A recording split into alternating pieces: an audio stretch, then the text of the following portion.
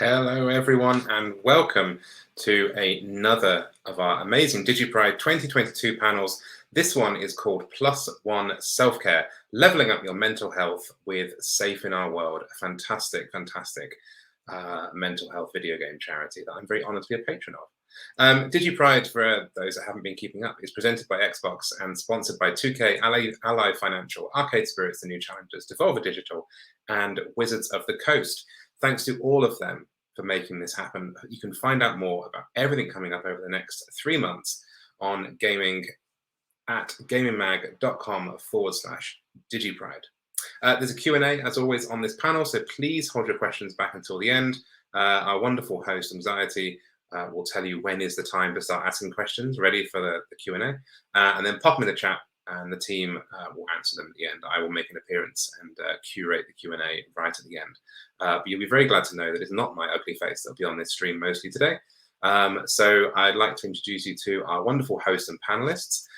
First up, we have the wonderful Mxiety, and then we have Raven and Stuart, and to finish off, Ben.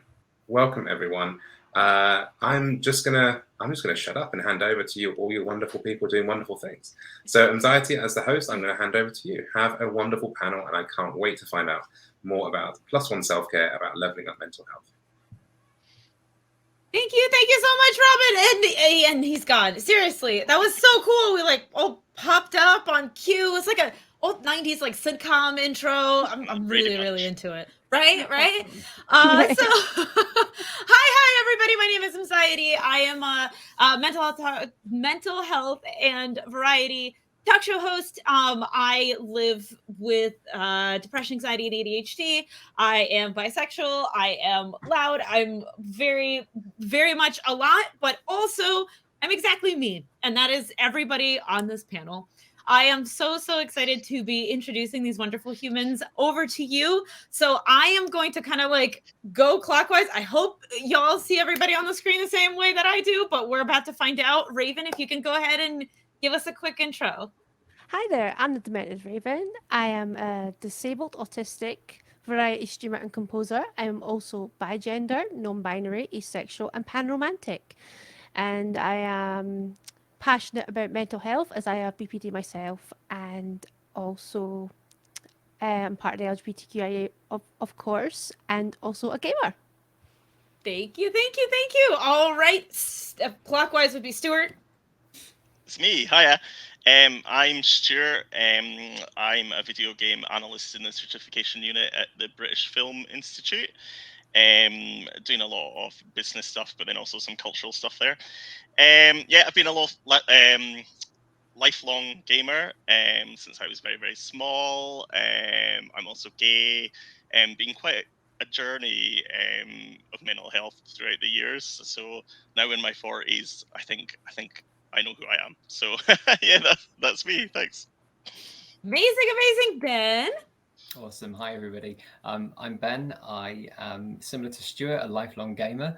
I am also a mental health professional, so I'm a practitioner, and I am also someone who experiences adverse mental health as well. So I have a diagnosis of obsessive compulsive disorder. And I guess that kind of informs my motivation to do the work that I do, and also for being here today as well, to share my experiences and a little bit of my story. And I'm also a member of the LGBTQIA+ community. I'm gay.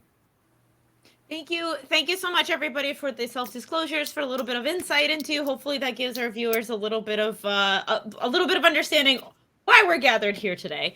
So I'm gonna kind of dive right into it in terms of mental health and gaming, and just online spaces in general.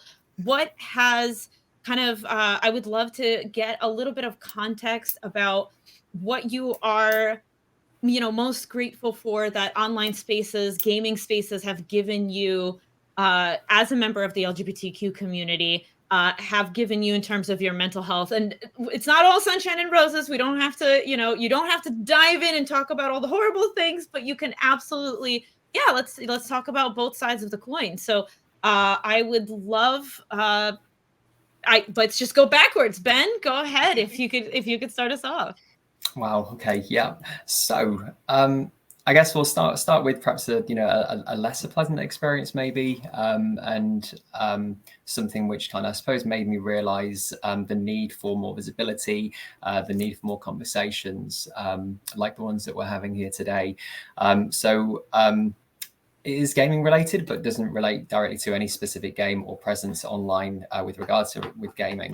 But I pre-ordered the PlayStation 5, as many people would have done way back when, a couple of years ago now. Was it 2020? Don't get me started. And a local newspaper saw my tweet and asked if they would be able to share that as like a positive news story, which I agreed to. I was like, yeah, absolutely, why not? This is something that I'm really excited about. You know, so many other people are obviously going to be really excited about the launch of this amazing new console. And within minutes of that going live, there was people making comments about my sexuality, making homophobic slurs, and it was really quite upsetting, you know, in that moment to see something that I perceived as quite positive have such a, you know, potentially negative impact. So obviously I had to respond to that. I had to get in touch with the news paper who had run the article and had a few things amended and had a few comments obviously taken down. But I guess what that allowed me to do is kind of reflect on the situation, to share it with other people, and to do an article in itself about that experience, and kind of reach out to other people and just explain, you know, this is how we can deal with these experiences, because it won't just be, you know, through that medium that we experience it. There'll be things online when we're playing games, perhaps when we're playing games that are live, you know, we'll hear comments that are being made as well. So, you know, there's ways that we can respond to those situations, you know, effectively, while protecting our own mental health and taking action against the people who really shouldn't be saying those things. I guess on a positive note there. So I play a variety of games, and one of the online games that I play is Fallout 76. And what I really love to do is jump straight in there and just claim as many workshops as possible and see the whole of Appalachia littered with pride flags, which is the icon I use for my character. That's awesome. Okay, well, you definitely both sides of the spectrum there. Once you wrote your article, did you find other people reaching out to you talking about, you know, how they could relate to your experience, or that they were grateful that you said something, or? Yeah, absolutely. So I had quite a few friends who were able to see that article as well. So I mean, within that mix, there were some positive articles, some positive comments. There was also quite a few people who jumped kind of to my defense as well, you know, and kind of shut down those people who were kind of hating on the article and hating on me as well for no good reason. But yeah, definitely the article that I posted following the news article that was published about me purchasing the PlayStation 5, that got a lot of attention.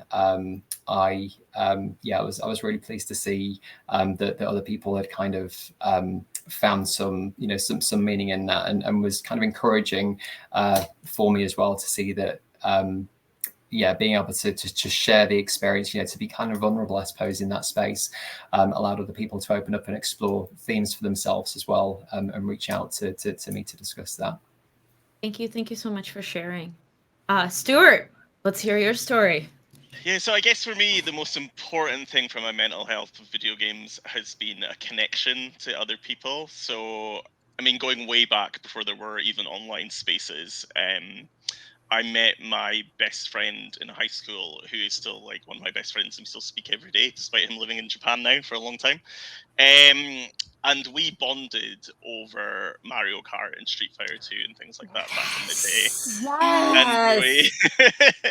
And we I mean, spent so many evenings just, you know, sitting around the SNES and the Mega Drives, playing all sorts of games. We were both gay. Obviously, this was like under Section 8, Section 28 in schools in the 90s. So it was like, even though we both knew later, we both were like, yeah, I knew you were gay. I knew I was gay.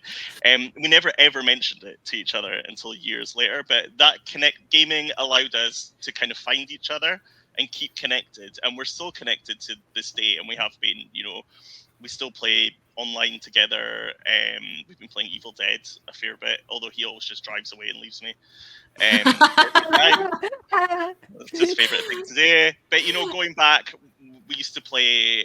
When he moved away, he moved to Bath, and then we used to play Phantasy Star Online together, and just it was funny because we never used to do the quests. We used to just like type and gossip about people that we knew.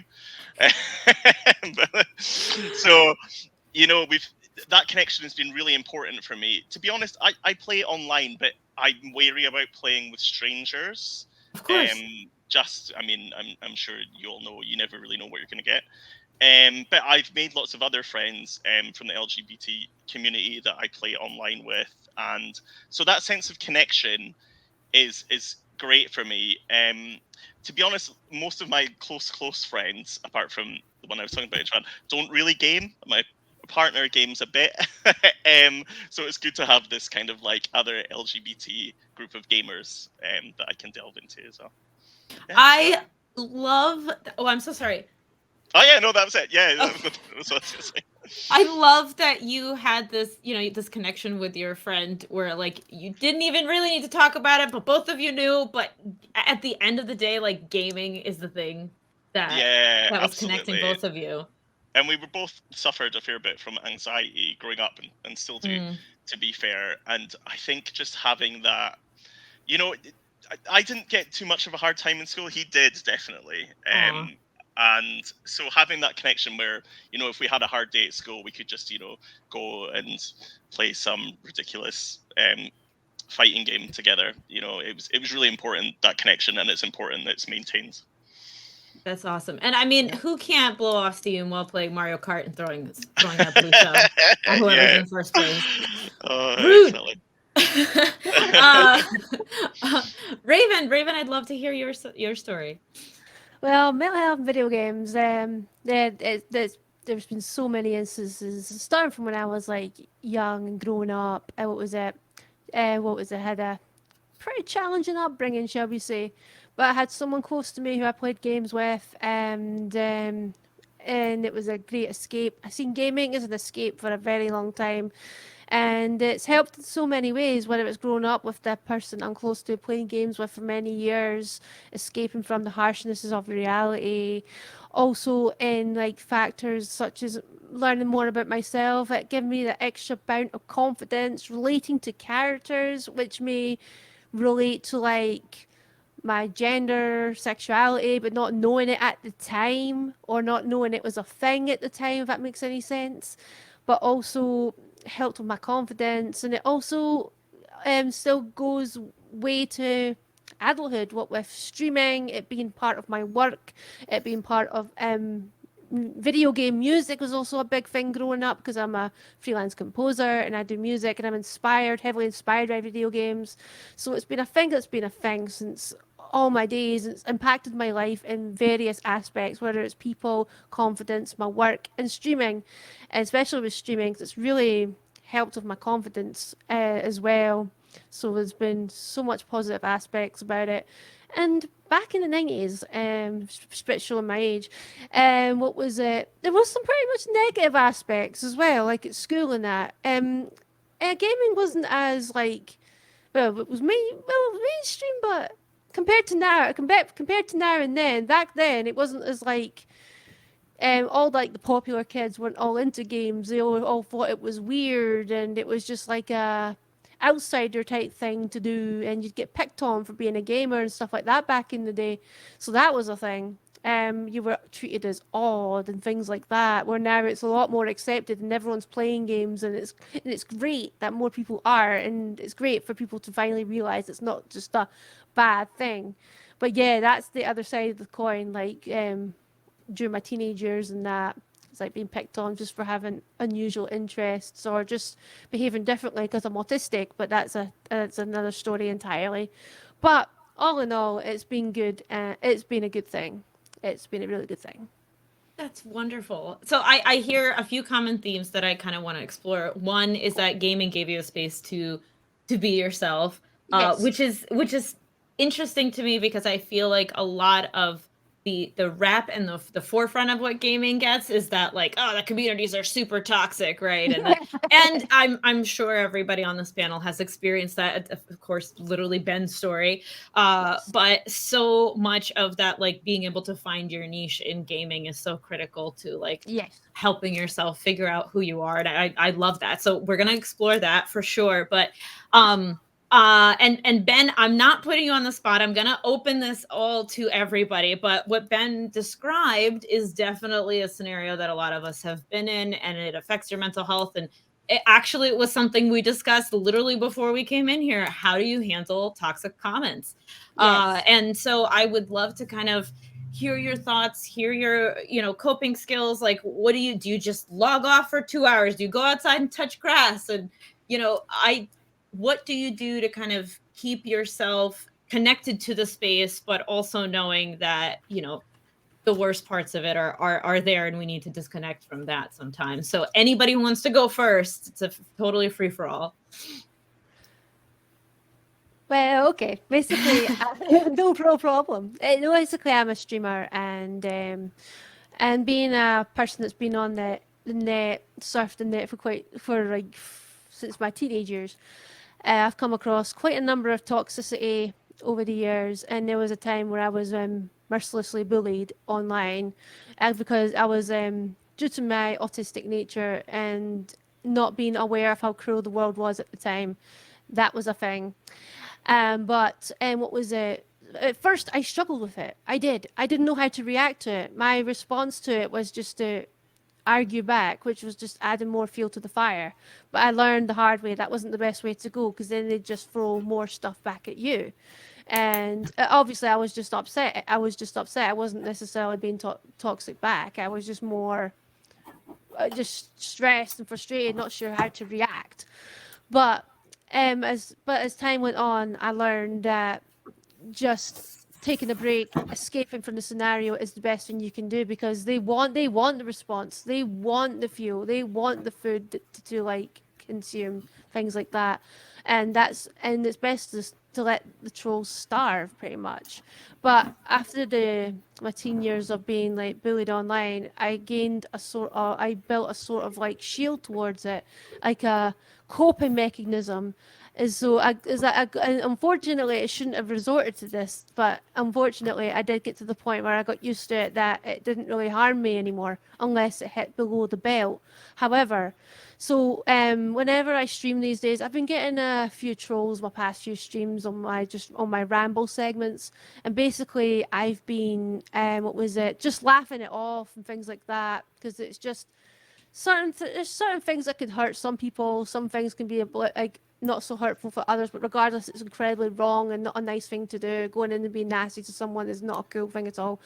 But I would just laugh it off or have my mods on standby. But not everyone has mods on standby. So if I go for a situation where it's something that hits below the belt, because there is triggers for everyone, has a trigger point where something will hurt them no matter what the situation. And when it hits a thing like that, I just have to like take a breather. Like maybe if I'm streaming, maybe go and be right back, or call it a day, just to like look after myself, because I know it'll just bother me, and I don't want to lash out on any of the sort, especially how I've learned back in the day that gets nowhere.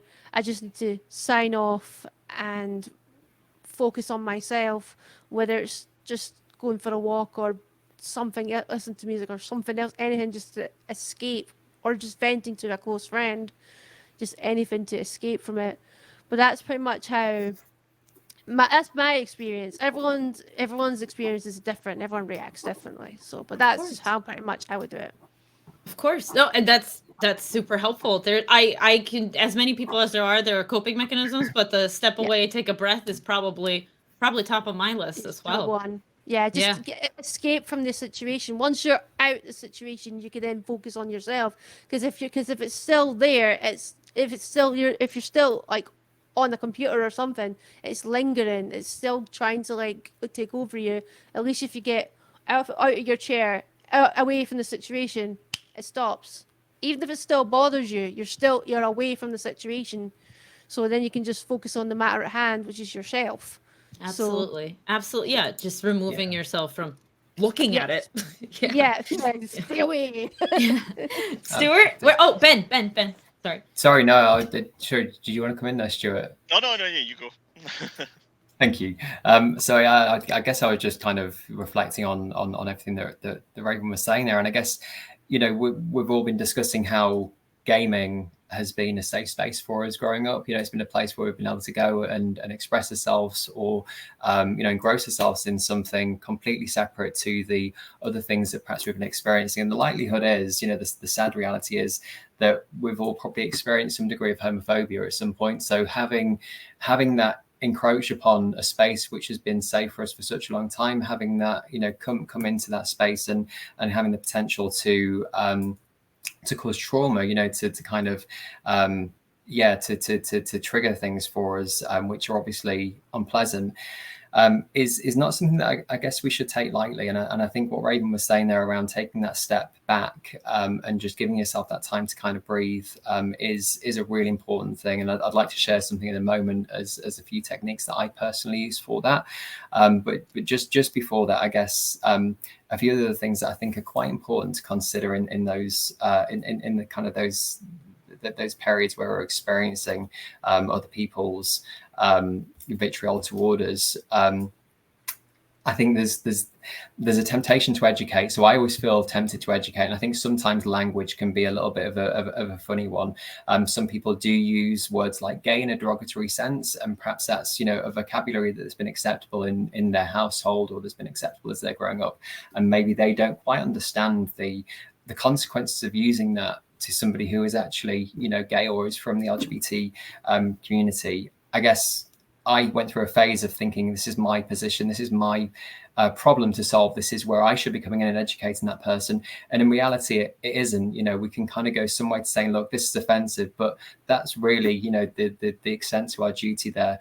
I guess the other side, you know, if there is intentional hate that's being directed toward any of us, it's absolutely taking a step away from that. Kind of, if it's appropriate to get evidence of that as well, just if it's something that's quite serious, you know, if there's kind of things around, if there's any themes which are really threatening or you know, very concerning, and making sure those things are being reported to the social media outlets or to the, you know, the companies that are responsible for that platform, is a really helpful thing to do as well. But yeah, definitely taking that step away. And one of the things that I just wanted to briefly share is something that I use when I've kind of experienced similar situations that have caused me some distress. So I use something called the self-soothe box, and you've possibly heard of this before. So mine comes in a Crash Bandicoot TNT box.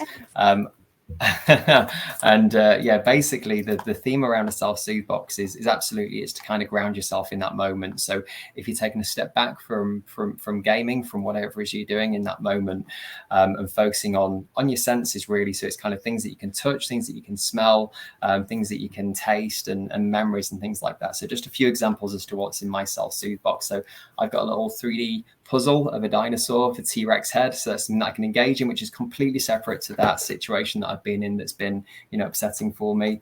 Kinds of things that I can kind of ground myself with are with regard to taste, of things like mints. So always got some polos or some Tic Tacs or anything kind of really strong tasting. Memories, I've got some gig tickets in there from Amanda Palmer shows or Muse shows, and photos of like various things that I've kind of places that I've visited. And one of my favorites is this little guy, which is it's a stress cube actually. So it's like really squidgy. It's just nice and tactile, and just kind of gives me that opportunity to, you know, to really release some of that pent up anger from all those horrible things that people have said.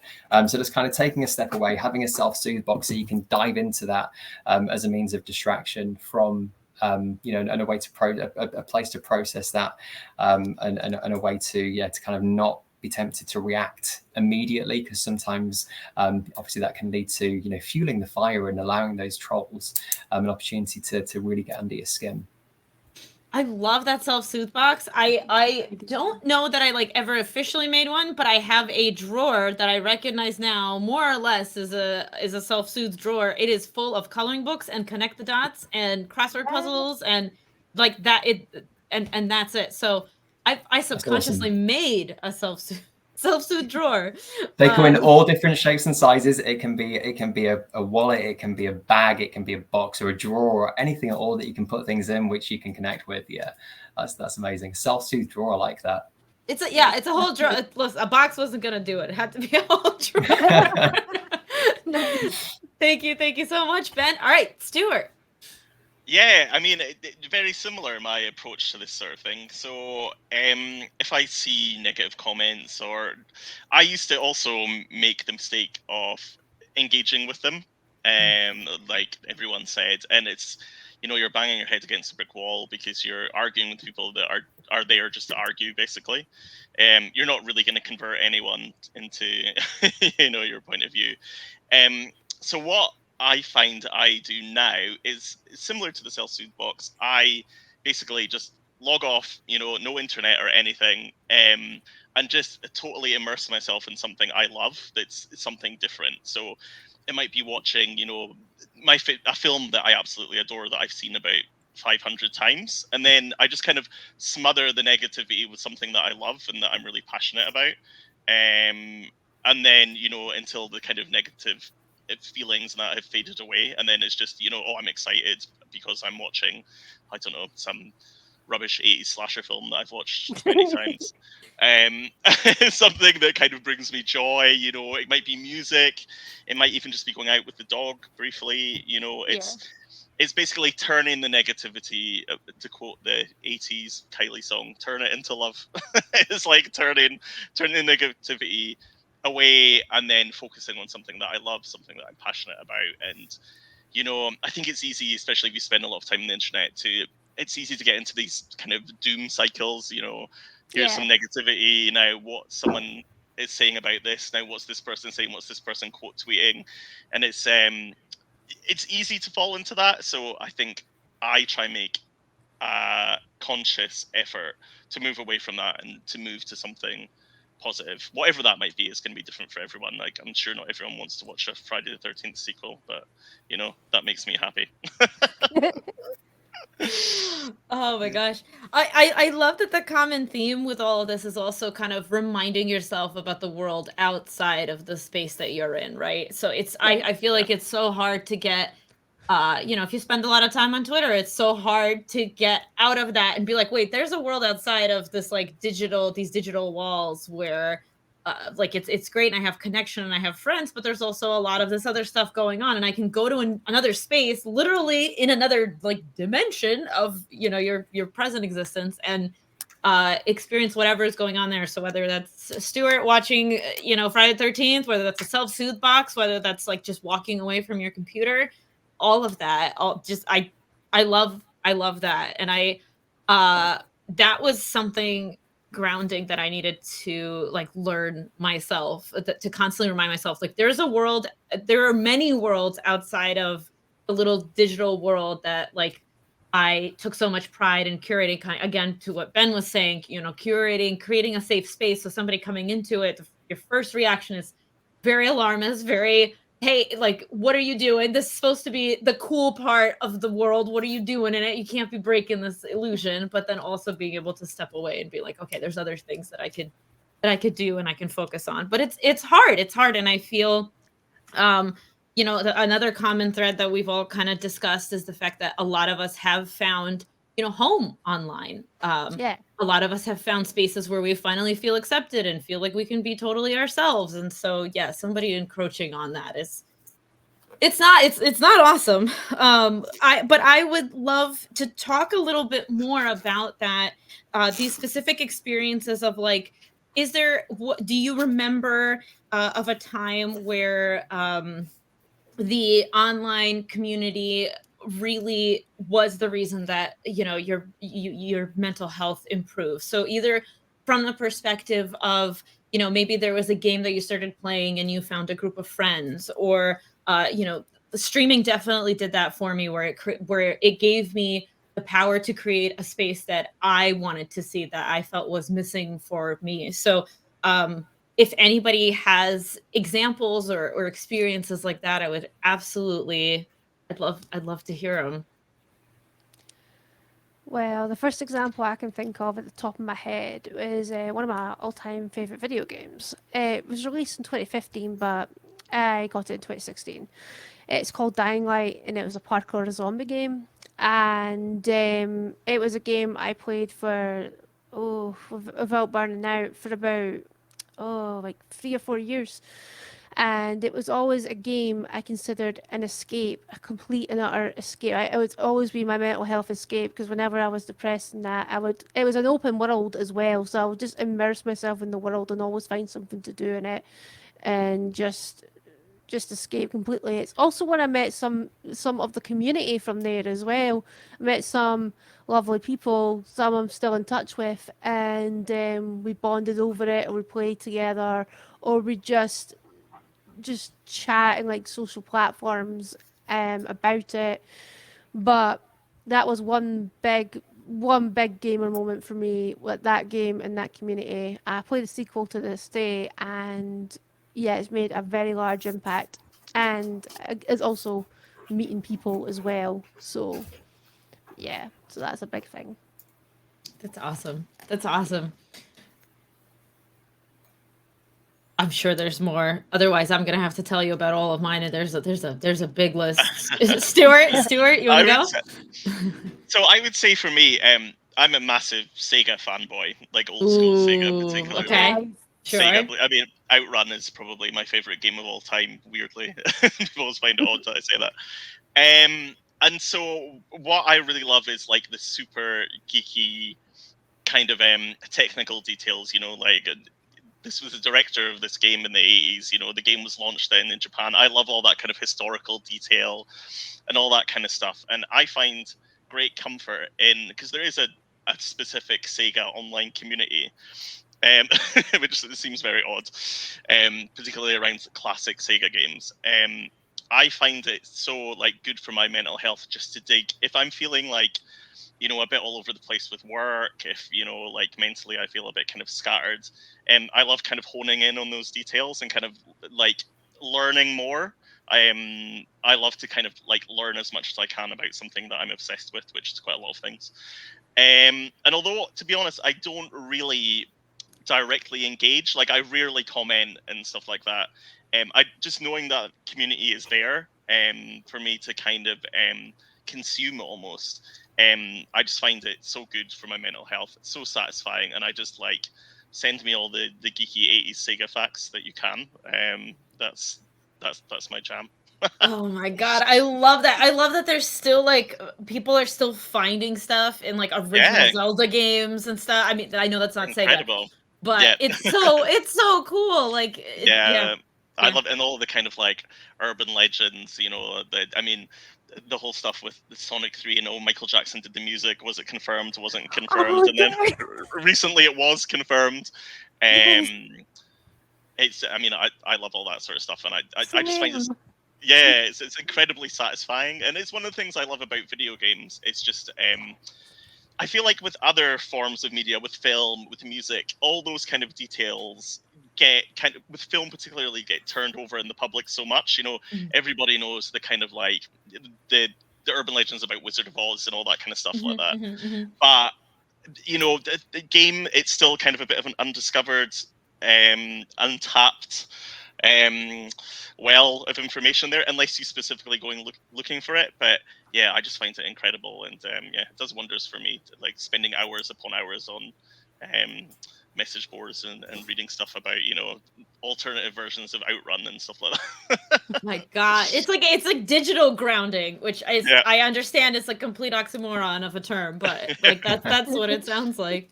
Yeah, totally. I want to know more about this online Sega community. That sounds really interesting. All the Easter eggs and just like good old dose of nostalgia. That's awesome.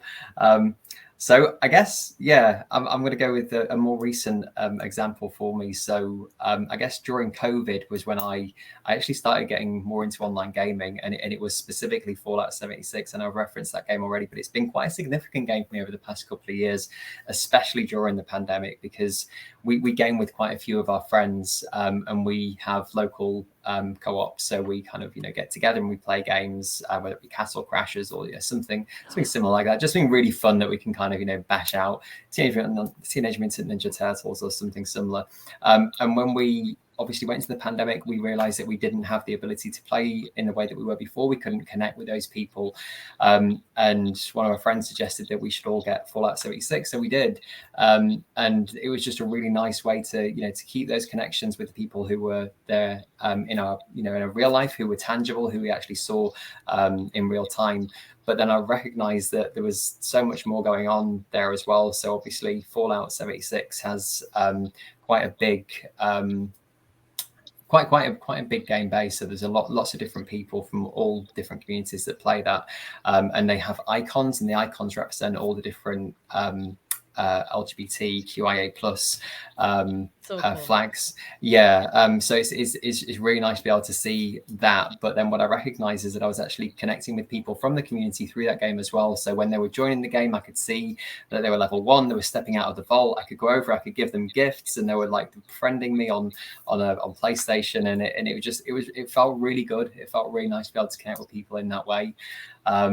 I guess another kind of game recently for me, which has just absolutely filled me up with joy, is Horizon Forbidden West, and seeing the amount of diversity and the representation of the community within that game as well. Obviously tackling all different themes within that, things around mental health as well. And it was just, it was really nice to see how thorough, how considered, how compassionate they were with broaching those subjects and developing those characters as well. Oh, that's awesome. Yeah, let's dive deeper into that, because I kind of geeked out before the panel started about my undying love for Kingdom Hearts, and I'll dive deeper into the fact that Sora was one of the first characters that I saw myself in, which is quite odd. I mean, I've been playing as much as anybody else, but probably not as intensely, because I didn't have as much access to games. But I remember, when I played about in 2019, I've played Kingdom Hearts, and like Sora's character specifically really grabbed me, and I felt represented, and I felt like I could relate to this. Were there any games where you ever felt, and this doesn't have to be necessarily relating to a character, but if there was ever a moment in games where you felt represented for your mental health struggles, for something the character went through that maybe helped you realize something that you were going through? I love asking people about stuff like that, but I realize that might be a little bit harder to answer on the spot. But if you have one, just shoot it out. Give it all you got. What was it? Oh, well, out of all games to like hit hard on the mental health front, I think I'm going to go for the obvious choice here, Hellblade. Ooh, yeah. I Yep. was actually gifted that on stream for stream last year, and my friend wanted me to play the whole entire thing, and I did. And just going throughout it, and with myself having like really dark days and mental health issues, it was freaking me out a lot. And by the end, and because obviously the whole game's about is about Senna's journey and her mental state.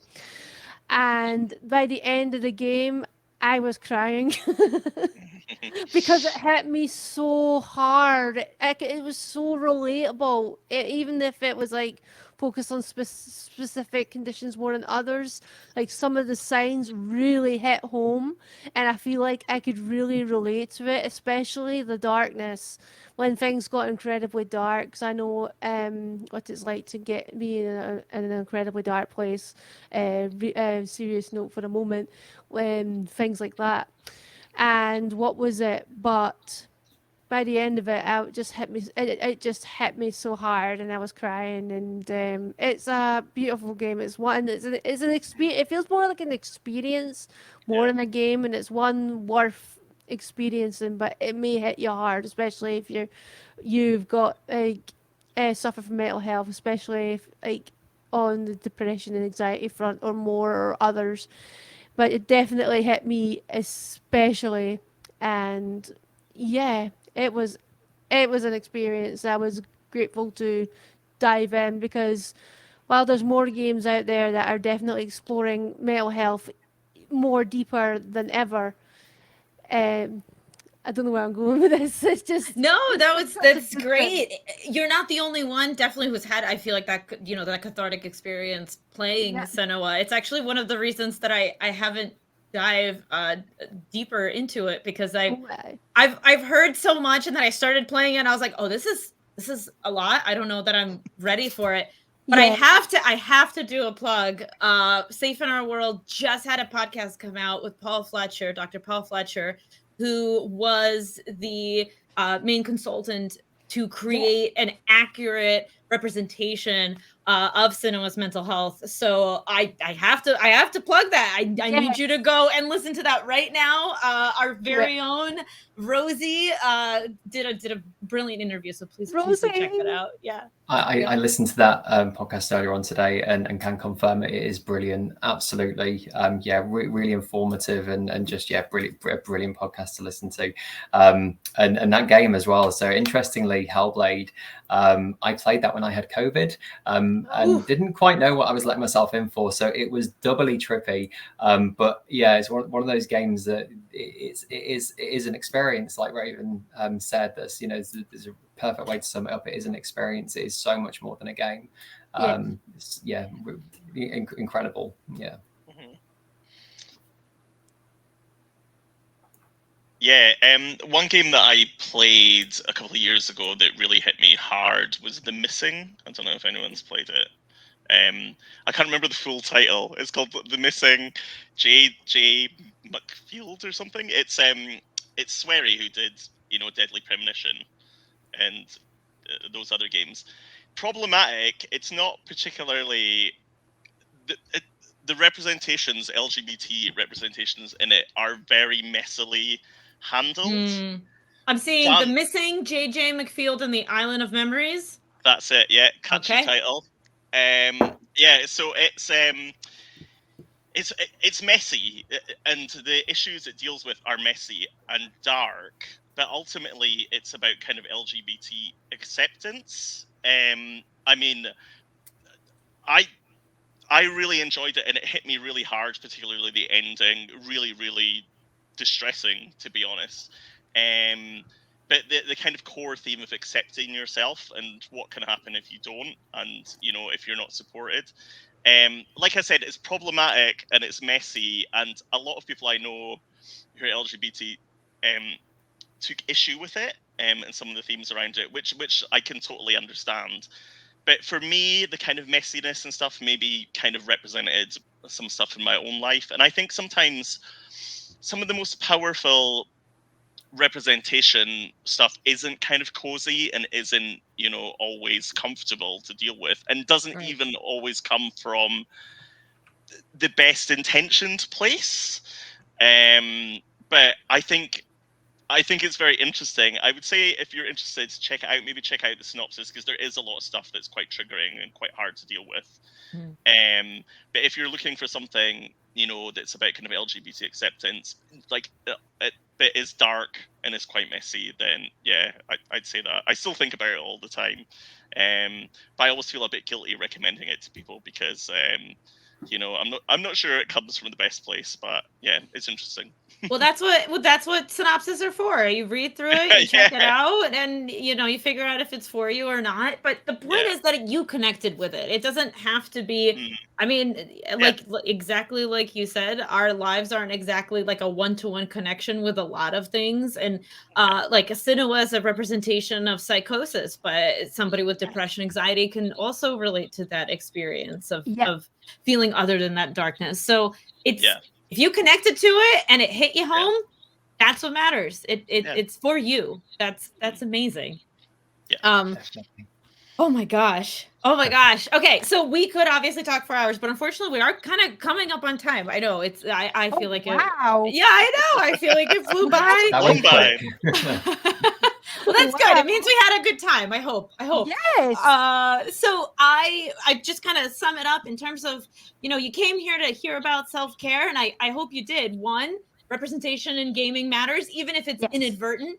So we talked about that. We talked about different kinds of self-care when the worst parts of the gaming community rear their head. And we talked about the importance of having the gaming community and the gaming space to feel accepted and loved and cared for and connect with other people who are like you. All of that is wonderful and absolutely, absolutely incredible. So I know we have to head into Q&A. And I guess, Robin, if you could give us a sign from the heavens, and by from the heavens, I mean like in private chat, and let us know if we should outro ourselves before we do Q&A or we normally do Q&A. I should have asked this before because I'm a great host. There's Robin. There you go. Excuse me. Yeah, I thought I'd just come on and say hi. What an amazing panel. That was honestly truly, truly great to sort of reflect on a lot of things. And I think there's some really, really positives coming out of that as well. And some really good messages. So yeah, huge thanks to the panel. The Q&A we can kick off very soon. If you have any questions, just start dropping them in the chat. In the meantime, you talked a lot about obviously the games that you like to play. We talked a little bit about coping mechanisms and stuff. Is there any kind of like real like top tip for continuing that kind of like self-growth? Where can you reflect on stuff? How do you learn? Where do we sort of share these tips? What are good places to go to and get these tips? Of course, we should Safe in our world. The Safe in Our World website, exactly. Yes. But more seriously, what's sort of people's top tips or resources to sort of like help themselves and help each other? That was, I just made a whole thread on this, and I still have a hard time, I think, always narrowing it down to one. It depends on figuring out like what you need, what you need that will help you, right? So for somebody that might be looking for like a chat or a forum, and for somebody it might be looking at pictures of puppies. And for somebody that might be talking to a therapist, and for somebody that might be coloring or whatever that is. And but I don't know why I started answering this question. This is the panel. Hello. Okay, panelists, go ahead while we're waiting for questions. Sorry, Robin. No. Go for it. Well, one could be like talking to someone close to you if you've got like that close, like either that close circle or a close family member or friend. Or sometimes there's online spaces where you can get in contact with if you're comfortable talking to a stranger, you could do that sort of thing as well. So like some form of person to person contact might help just get things off your chest, for instance. That's one.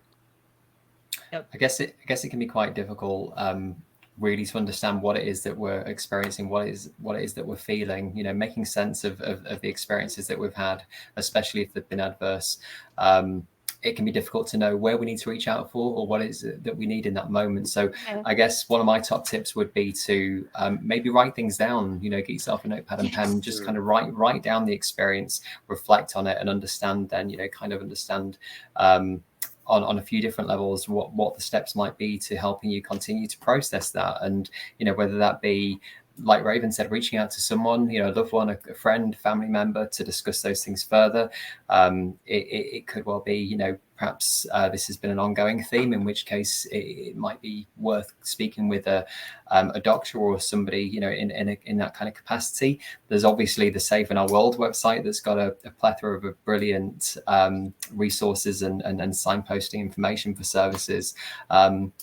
And I guess kind of keeping it relevant and topical to what the purpose of today's panel is.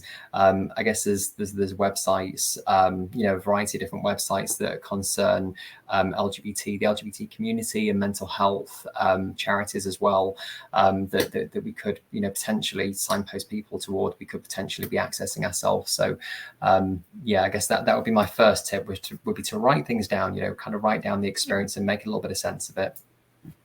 I love all of that. We have a question that has just come in. It's a long question, so I'm going to try and précis it slightly. So BB Kyle is taking up half the screen. Has asked, I feel like the toxic players I come across in gaming voice chats and Twitch hate raids with a shock to my mental health, but then strengthened it by giving me a little thicker skin to homophobia. Plus, queer people are so much better at comebacks than our straight counterparts. True. That said, what advice would you give to queer people who may not have developed that thicker skin yet in handling these situations? And someone followed that up with saying there's a very good question for the baby queers in general. Yeah, I would say to this is take things at your own pace. I mean, I think for some people it really, like you said, the shock of it gave you kind of thicker skin to the homophobia, but obviously not everyone is going to kind of develop that thick skin. You know, I mean, years and years I've been getting homophobia and heard it my whole life, and I still, you know, can't really get a thick skin to it, if I'm completely honest. Yeah. I think you have to take things at your own pace, and you know, to be honest, when I play online with strangers, like I almost never turn on the mic, or like I just don't want to hear what people are saying, because I feel like, oh, this is going to put me off if I hear someone, you know, using a slur or whatever.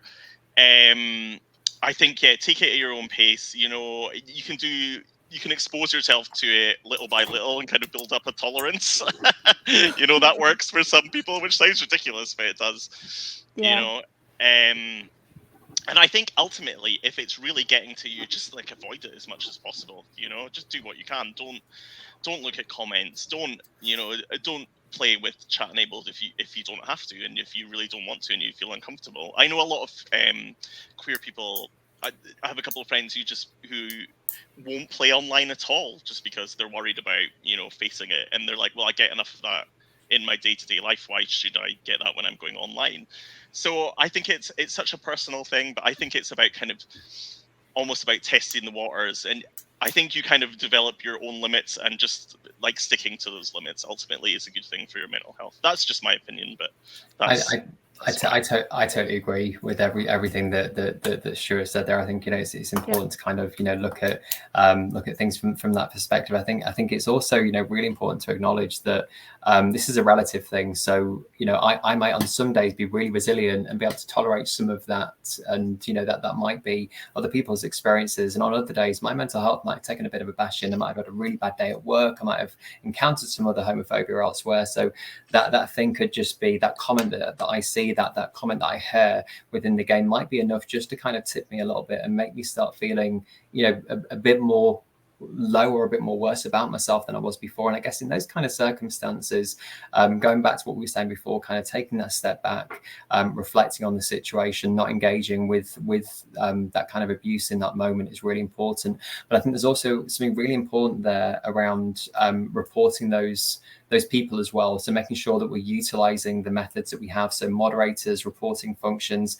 And if it comes to it, you know, reporting these things to the police. So in the UK, homophobia is a hate crime ultimately. And if we've got kind of tangible evidence to show that someone has committed that crime, it's absolutely okay to report that. And I think it's important that we report these things as well, just so we're able to have them addressed at a level, you know, which would be appropriate and proportionate to deal with them. President Kang, for those who run their own communities, what measures can you take to keep your safe space? Do you ban people immediately, time them out, try to talk to them, etc.? Okay, as I am a Twitch streamer, basically, I have a zero tolerance on like any form of hate speech, homophobia, or any of the sort. Absolute zero tolerance. So I have myself and my moderator team. We ban on site because anything that is any form of hatred towards the LGBTQIA or anyone in general is a strict no, because I and my team do my best to make sure our place is inclusive and positive and here for all walks of life as much as possible. So no, we don't reach out to try and talk to anyone who's responded in like a Twitch stream. We just ban on site and just leave it, because most of the time it's just someone jumping in thinking they're having some fun, and by trying to like upset the streamer for whatever satisfaction to get out of it. So there's not really a point talking to them. It's a bit different if it's a Discord server and someone's starting out the blue and they may have hung for a while. Sometimes you might have to message them and explain what they did was wrong and then just ban on site again. But the best course of action normally is to just like remove remove any ounces of toxicity so it doesn't harm or corrupt your community any further. So, coming from personal experiences as well. To kind of top on that, like, yeah, all of the above. Ben briefly talked about this, about like feeling like you have to educate somebody, but and that's kind of, we consider I mean, my community considers themselves like an educational space. And that's actually also been used against us. Like, oh, aren't you supposed to be an educational space? I came in here with like a horrible argument. You're supposed to, help me out here. And okay, all right. I now, through like 5 years, I've definitely gotten better at parsing through like genuine, honest questions. And just, it's not coming from a good place. They're just trolling. But that does get hard. And we definitely, I try to focus on educating, but two things will happen. One, it depends on, my energy for the day. If I'm not there, it's not going to be the day for you to get educated in this channel. I'll probably direct you to resources, and I'll probably tell you like, hey, that's not really cool, and I hope you don't do it in another channel, and we're going to call it a day there. But yeah, in terms of like talking to them, I definitely, my moderators and I have a kind of 3-strike policy in terms of, so we'll start by, we'll attempt educating. If you come back and it's starting to feel like it's a bad faith argument, it's maybe one more chance. And then, because I also understand a lot of people, not everybody's neurotypical, not everybody has the same comprehension of like how to ask questions politely and everything. So we do try to give the benefit of the doubt, but yeah, it's okay to be tired. I think that was the whole point. And also, because we are short on time, I'm going to remind everybody, Twitch has created some incredible moderation tools. There's still more to go, and there's still more to be done, but please do not hesitate to moderate your chat as needed and have all that nonsense filtered out. You might lose like a number in viewership, but it's not people you probably wanted in there to begin with. Yeah. That sort of sweeps up our third question, which is from Avidius, which is, how do you handle transgender homophobia that can come from within the LGBTQIA2+ Twitch and broadcasting community?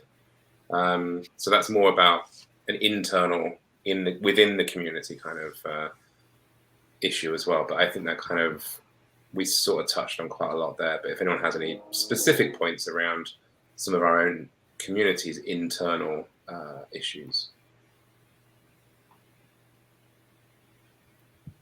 It's a lot heavier. Yeah, I'm not really.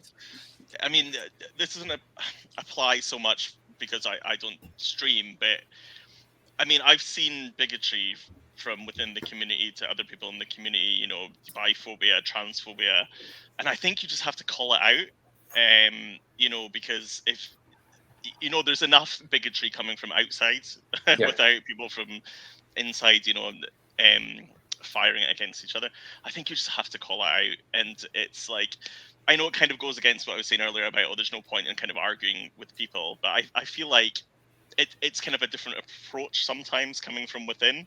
It's still bigotry, but it's I feel like there might be some more of a connection that might be made. But again, that's coming from an outside. It's not a Twitch point of view. Maybe Raven, you might be able to handle that one. Oh, well, how do I handle? What was it?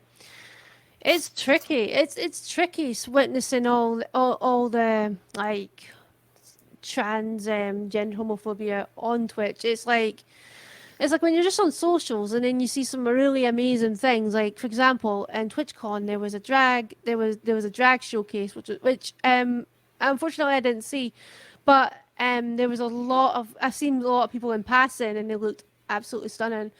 And what was it? But when you look in the comments, it's like you see people like with like the homophobic comments, like just in the tweets on the subject, and it's just like, it's really depressing because when you like see like amazing, when Twitch actually finally acknowledge like things like topics like these, you dread what's inside the thread, because as well as people being happy about it, unfortunately there's a lot of toxicity within Twitch to do with homophobia.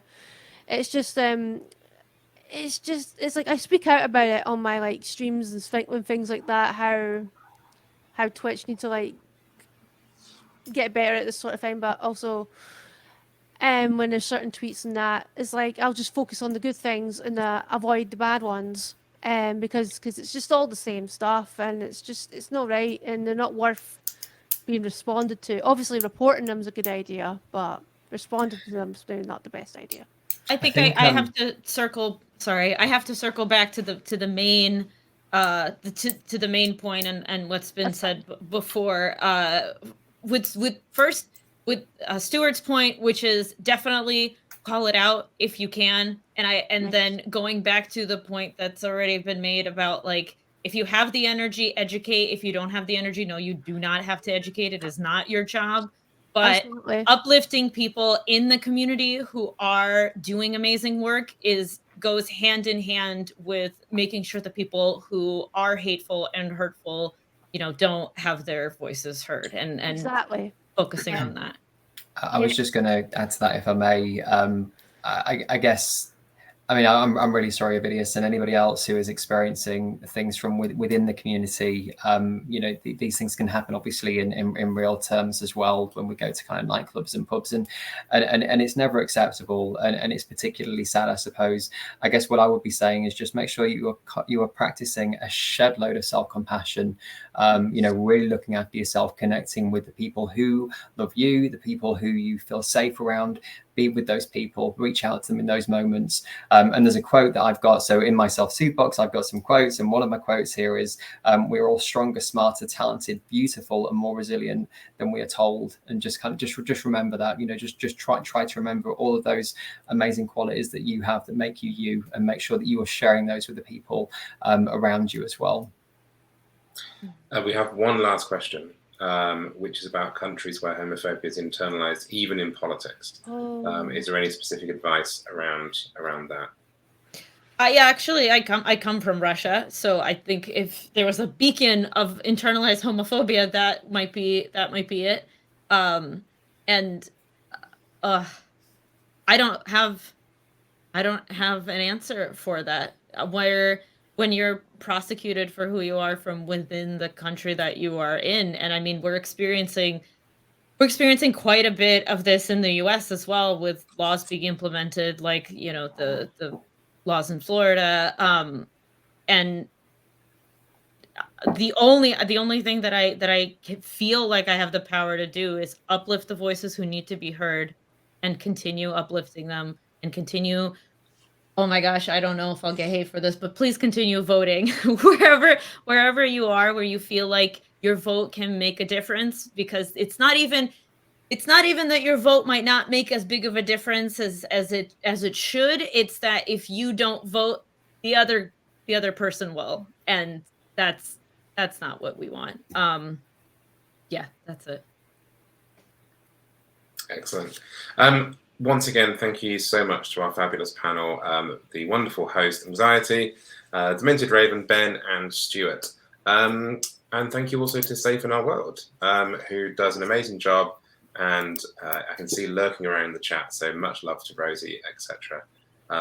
And please do go and check out the website. Just Google Safe in Our World. They do some fantastic things. That's it. So we'll be back tomorrow. Me will be here tomorrow with Let's Go Gaming, with It's Me, Holly, and Evalicious playing Fall Guys. So for a nice bit of lighthearted Fall Guys fun, come and check that out, the usual time, the usual place.